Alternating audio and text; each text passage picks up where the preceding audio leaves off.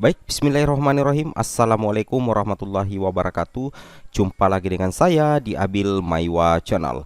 Jadi teman-teman, channel ini merupakan channel pendidikan tempat kita berbagi tentang aplikasi pendidikan, Microsoft Office, serta tips dan triks komputer. Jadi pada video kali ini Bapak Ibu ya, kembali lagi admin akan berbagi dua berita penting untuk guru honorer, yaitu ada banyak sekali pertanyaan ya. Apakah pelamar prioritas sekolah induk akan mengunci formasi P3K guru Bapak Ibu ya? Ini banyak sekali pertanyaan-pertanyaan di kolom komentar yang muncul ya ketika admin scroll ke bawah di beberapa video admin. Apakah nantinya pelamar prioritas di sekolah induk akan mengunci formasi? Kemudian pertanyaan kedua yang banyak sekali di kolom komentar, yaitu apakah bisa daftar lintas jabatan di P3K guru tahun 2022 nantinya? Nah, kedua pertanyaan ini nih Bapak Ibu ya, inilah yang akan coba kita bahas pada pertemuan kita pada hari ini. Jadi bagi rekan-rekan yang belum subscribe channel ini, silahkan langsung subscribe saja, tidak usah ragu lah. Tidak usah ragu Bapak Ibu ya, karena setiap hari kami akan memberikan informasi-informasi terupdate terkait P3K guru. Baik, tanpa panjang lebar lagi, kita langsung to the point saja untuk membahas kedua pertanyaan dari rekan-rekan subscriber terkait kuncian formasi untuk pelamar prioritas di sekolah induk, apakah ada, kemudian apakah bisa daftar lintas jabatan P3K guru. Tanpa basa-basi lagi, kita langsung to the point saja ke informasi resminya. Nah, di sini kita berdasarkan di pasal 33 lagi Bapak Ibu ya. Jadi Bapak Ibu harus perhatikan bahwasanya kita selalu berdasarkan di pasal 33 ya, terkait P3K guru. Di sini banyak sekali yang terkait ya di pasal 33. Nah, di sini kita bisa ambil sebuah kesimpulan besar Bapak Ibu ya, terkait dengan apakah pelamar prioritas akan mengunci formasi di sekolah tempat bertugas nantinya jika masih ada formasi. Di ayat 1 dikatakan Bapak Ibu ya, bahwasanya pelamar prioritas itu wajib mendaftar pada sekolah tempat bertugas sepanjang tersedia kebutuhannya yang sesuai dengan sertifikat pendidik atau kualifikasi akademik yang dimiliki. Jadi sudah diwajibkan ya untuk para pelamar prioritas, baik itu pelamar prioritas 1, 2, dan 3, untuk nantinya mendaftar formasi di sekolah induk masing-masing jika memang masih tersedia formasi yang cocok dengan ijazah Bapak Ibu atau sertifikat Bapak Ibu sekalian. Nah, ini yang harus Bapak Ibu pahami ya.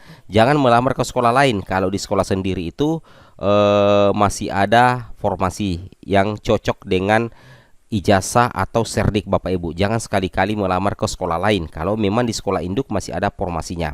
Nah, kemudian di sini kemudian dilanjutkan lagi ya. Di ayat 2 pasal 33 Bapak Ibu ya. Di sini dikatakan bahwasanya dalam hal tidak tersedia kebutuhan. Nah, apabila tidak tersedia kebutuhan, maksudnya di sekolah Bapak Ibu itu tidak ada formasi yang sesuai dengan sertifikat pendidik atau ijazah terakhir Bapak Ibu, atau memang formasinya kosong atau tidak ada, maka Bapak Ibu yang termasuk pelamar prioritas, baik itu prioritas 1, 2, dan 3, itu dapat mendaftar ke sekolah lain yang masih tersedia kebutuhannya. Nah, kemudian dilanjutkan di ayat ketiga, terkait pemilihan sekolah itu merupakan keberminatan pelamar. Berarti ini memang keinginan Bapak Ibu untuk melamar ke sekolah lain terkait formasi yang ingin Bapak Ibu lamar. Seperti itu Bapak Ibu ya. Nah, jadi kita bisa simpulkan bahwa di pasal 33 tidak ada ayat ya, tidak ada ayat dalam pasal ini yang menekankan bahwa guru sekolah induk atau prioritas sekolah induk itu mengunci formasi ya. Tidak ada ayat seperti itu yang membahas di dalamnya Bapak Ibu ya.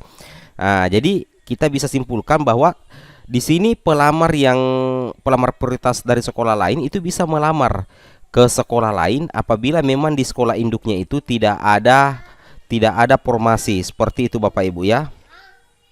Nah, jadi istilahnya sudah sangat jelas Bapak Ibu ya, bahwasanya di pasal 33 Permen PAN RB ini tidak ada ayat yang menyatakan bahwa pelamar sekolah induk itu mengunci formasi di sekolahnya.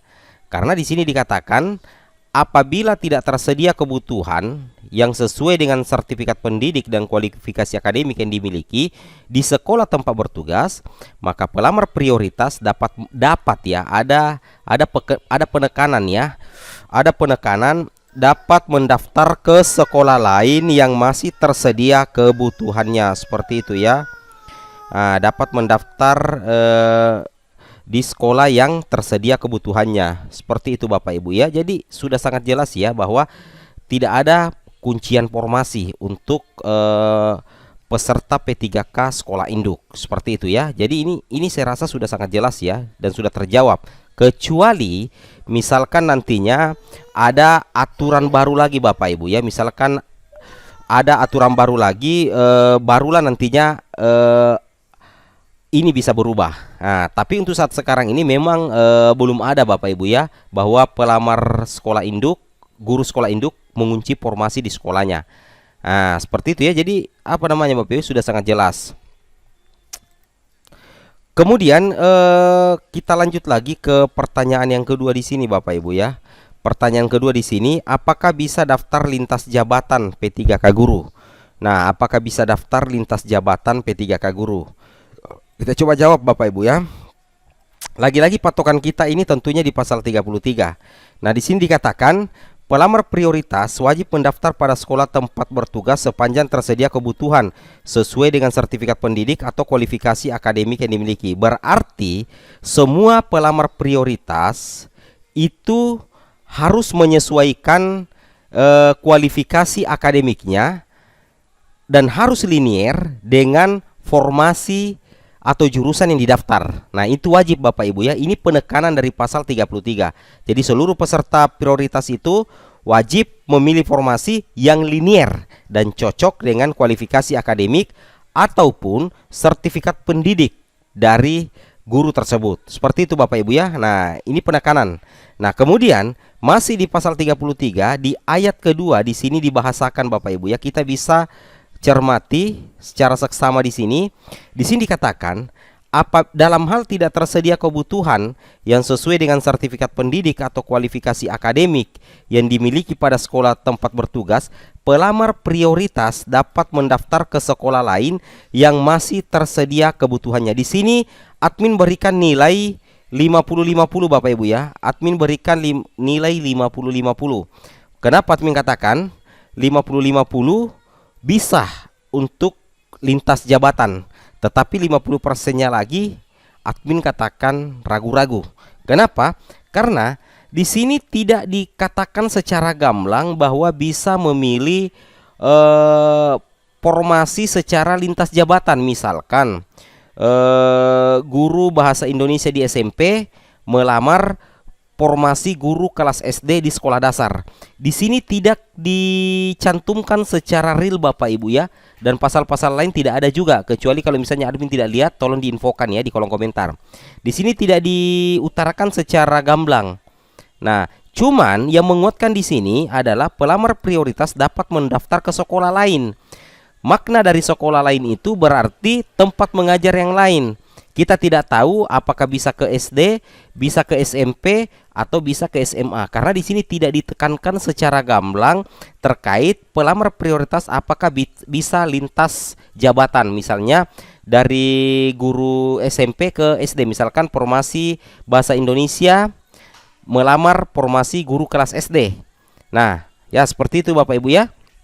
Nah, seperti itu, tidak ada di sini dijelaskan secara gamblang.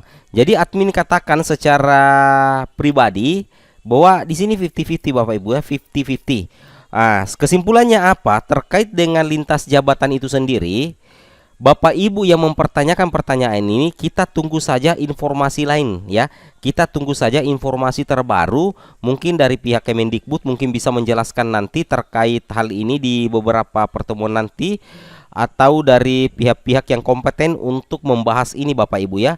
Dalam artian kita butuh jawaban resmi dari pihak Kemendikbud terkait apakah bisa lintas jabatan untuk guru untuk peserta prioritas. Namun untuk yang pertanyaan yang pertama tadi, apakah ada kuncian formasi? Di sini juga tidak dijelaskan secara gamblang Bapak Ibu, tapi admin mengatakan tidak ada, untuk sementara tidak ada kunci formasi kecuali ada aturan baru lagi Bapak Ibu ya. Nah, kita tunggu saja pernyataan atau pembahasan dari pihak Kemendikbud terkait kuncian formasi dengan lintas jabatan, karena memang ini dua pertanyaan yang sudah beberapa hari masuk di kolom komentar Bapak Ibu ya, tetapi admin tidak jawab karena memang admin masih mencoba menelaah pasal-pasal yang ada di Permen PAN RB nomor 20 tahun 2022. Ya, seperti itu Bapak Ibu ya. Nah, mungkin semoga apa yang kami sampaikan pada hari ini bisa membantu Bapak Ibu sekalian ya. Cermati pasal 33 ayat 1, 2, 3 dan 4. Di situ terkait pemilihan formasi Bapak Ibu ya. Di situ terkait pemilihan formasi, kebutuhan formasi, apakah bisa mendaftar di sekolah lain atau tidak bisa mendaftar, semuanya sudah jelas di Permen PAN RB nomor 20 tahun 2022, tepatnya di pasal 1, 2, 3 dan 4. Nah, seperti itu Bapak Ibu ya. Nah, kemudian terkait dengan isu penguncian formasi, di sini dikatakan bahwa yang didahulukan nantinya itu adalah tentunya pelamar prioritas Bapak Ibu ya. Yang didahulukan nantinya itu adalah pelamar prioritas 1.